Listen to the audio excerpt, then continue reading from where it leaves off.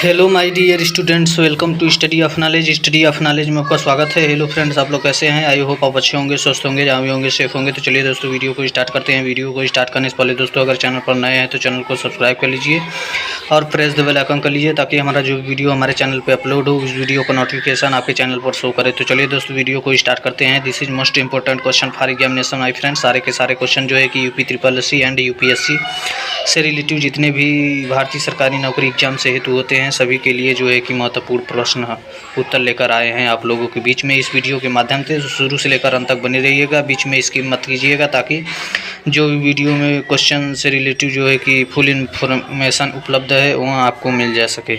तो चलिए दोस्तों, वीडियो को स्टार्ट करते हैं। देखिए, क्वेश्चन नंबर 1 है, निम्नलिखित में से क्या भारतीय संविधान की मुख्य विशेषता नहीं है? तो आपका 4 ऑप्शन दिया गया है। जिस भी फ्रेंड्स का राइट आंसर होगा वो कमेंट करेगा, ठीक है, ताकि इससे आपका IQ लेवल जो है कि मजबूत होगा और आपका IQ लेवल जो है कि सोचने समझने की शक्ति भी बढ़ेगी, ठीक है। देखिए, माइंड कॉन्सेप्ट जो है कि आपका क्लियर हो जाएगा। इससे क्या होगा, तो इसलिए आप लोग जो है कि कमेंट में ज़रूर बताएंगे कि इसका आंसर क्या होगा, ठीक है। तो सबसे पहले देखेंगे कि ये देखिए 4 ऑप्शन दिया गया है, यानी कि अर्धसंघीय संरचना, और ऑप्शन नंबर बी प्रतिबद्ध न्यायतंत्र, ऑप्शन नंबर सी शक्तियों का वितरण, ऑप्शन नंबर डी लिखित संविधान और संविधान की सर्वोच्चता। तो आपका बिल्कुल राइट आंसर हो जाएगा ऑप्शन नंबर बी, यानी कि प्रतिबद्ध न्यायतंत्र भारतीय संविधान की मुख्य विशेषता के अंतर्गत नहीं आता है, ठीक है। इसलिए आपका बिल्कुल राइट आंसर हो जाएगा, यानी कि प्रतिबद्ध न्यायतंत्र इज द करेक्ट आंसर। आपका बिल्कुल राइट आंसर हो जाएगा ऑप्शन नंबर बी, ठीक है। ऑप्शन नंबर बी आपका बिल्कुल करेक्ट आंसर हो जाएगा। उसके बाद अगले क्वेश्चन पर चलेंगे दोस्तों। अगला क्वेश्चन है हम लोगों का, यानी कि दूसरा है, निम्न में से क्या भारतीय नागरिकों को आर्थिक न्याय प्रदान करता है? तो 4 ऑप्शन दिया गया है, मौलिक अधिकार, मौलिक कर्तव्य, राजनीति के निर्देशक सिद्धांत, तो उपरोक्त में से कोई नहीं। तो जैसा कि आप लोगों को पता ही होगा भाई लोगों कि जैसे कि फ्रेंड्स का राइट आंसर होगा वो कमेंट करेंगे, ठीक है। ऐसे क्या होगा कि माइंड कॉन्सेप्ट जो है कि क्लियर होगा और जो है कि IQ लेवल भी मजबूत होगा, ठीक है, यानी कि ग्रो करेगा।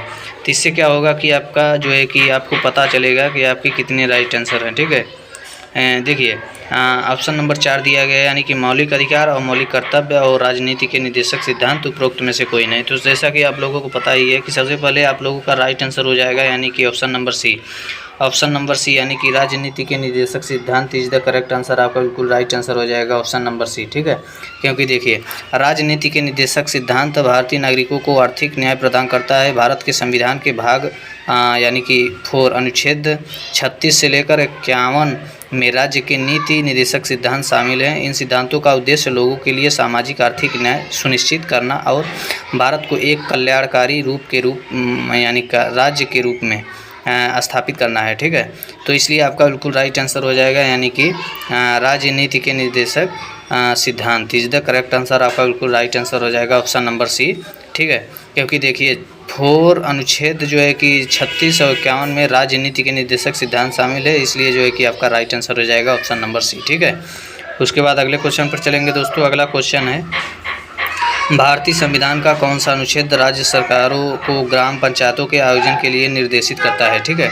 तो जैसा कि आप लोगों को पता ही है कि ऑप्शन नंबर 4 दिया गया है। तो जिस भी भाई का जैसे कि माइंड कॉन्सेप्ट क्लियर नहीं होगा वो जल्दी से कमेंट बॉक्स में लिखेंगे, जवाब देंगे। वैसा ही मैं लाइक करके जो है कि रिप्लाई करूँगा, ताकि इससे क्या होगा कि आपका IQ लेवल मजबूत होगा, ठीक है।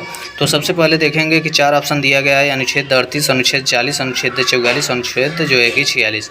तो जैसा कि आप लोगों को पता ही होगा कि आपका बिल्कुल राइट आंसर हो जाएगा ऑप्शन नंबर बी, यानी कि ऑप्शन नंबर बी अनुच्छेद 40, ठीक है। देखिए, अनुच्छेद 40 के बारे में विस्तार पूर्वक जानेंगे। भारतीय संविधान के अनुच्छेद 40 में राज्यों को पंचायतों के गठन का निर्देश दिया गया है। वर्ष 1993 में संविधान में जो है कि 73वां संविधान संशोधन अधिनियम के अंतर्गत पंचायती राज संस्था को संवैधानिक मान्यता दे दी गई है, ठीक है। इसलिए आपका बिल्कुल राइट आंसर हो जाएगा अनुच्छेद जो है कि 40, ठीक है।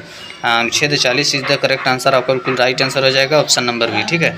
उसके बाद अगले क्वेश्चन पर चलेंगे दोस्तों। अगला क्वेश्चन है, यानी कि त्रिस्तरीय पंचायती राज व्यवस्था का विचार किसने रखा था? तो जैसा कि आप लोगों को पता ही होगा कि 4 ऑप्शन दिया गया है। तो त्रिस्तरीय पंचायती राज व्यवस्था का विचार किसने रखा गया था, किसने रखा था, ठीक है, किसने रखा था?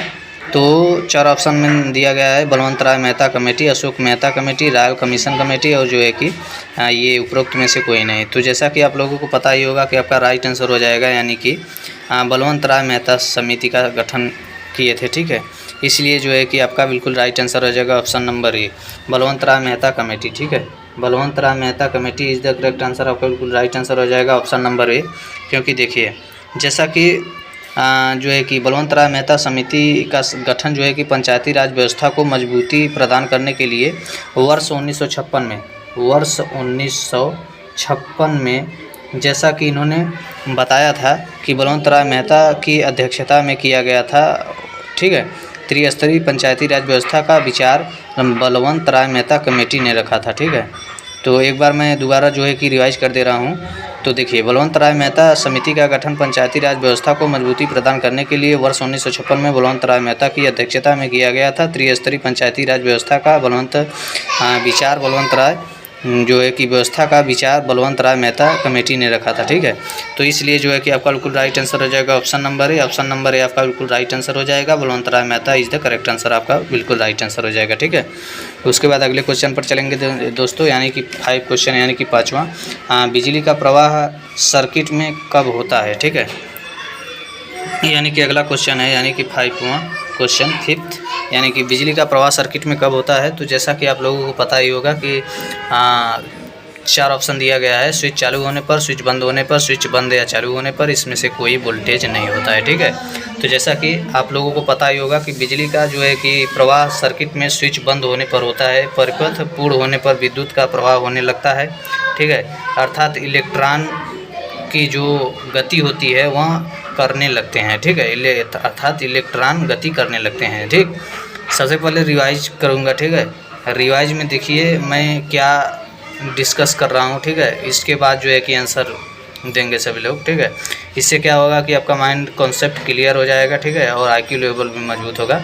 तो जैसा कि देखिए बिजली का प्रवाह सर्किट में स्विच बंद होने पर होता है। ठीक, उसके बाद परिपथ पूर्ण होने पर विद्युत का प्रवाह होने लगता है। ठीक, अर्थात इलेक्ट्रॉन गति करने लगते हैं। ठीक है, तो इसलिए आपका बिल्कुल राइट आंसर हो जाएगा, यानी कि ऑप्शन नंबर बी, यानी कि स्विच बंद होने पर। ठीक है, स्विच बंद होने पर ऑप्शन नंबर बी आपका बिल्कुल राइट आंसर हो जाएगा, स्विच बंद होने पर इज़ द करेक्ट आंसर, आपका बिल्कुल राइट आंसर हो जाएगा ऑप्शन नंबर बी। ठीक है, उसके बाद अगले क्वेश्चन पर मिलेंगे, अगले क्वेश्चन पर चलेंगे, यानी कि सारे क्वेश्चन जो है कि समाप्त हो गए हैं।